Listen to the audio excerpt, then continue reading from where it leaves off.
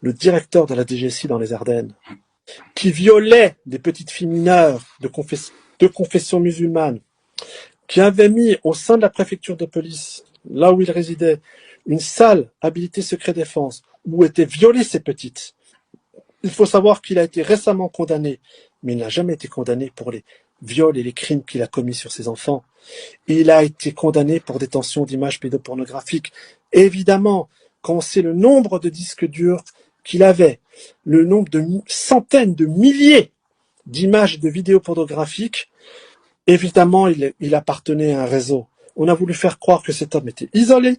Et surtout, c'est qu'on a déqualifié ces viols en agression sexuelle.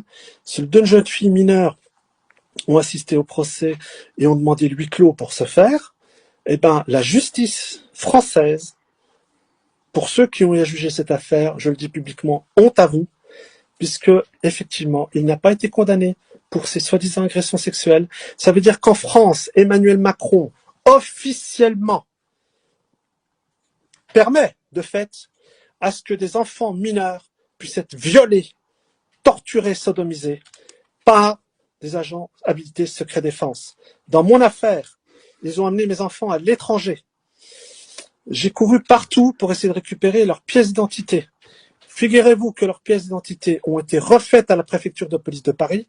J'ai donné les 4 noms publiquement des gens mêlés à cette affaire. Bien sûr, ils ont reçu un ordre. Et c'était dans le cadre d'une affaire de corruption de mineurs. Alors que je suis détenteur d'autorité parentale conjointe, mais surtout victime d'usurpation d'identité, ma signature était obligatoire.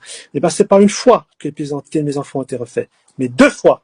Il faut savoir que la procureure en charge de l'état civil, depuis le février de l'année dernière, refuse à porter plainte. Il faut savoir qu'Emmanuel Macron est au fait de tout et protège à ce jour un réseau pédocriminel au sein de la préfecture de police de Paris qui permet l'établissement de nouvelles pièces d'identité aux enfants victimes de corruption de mineurs.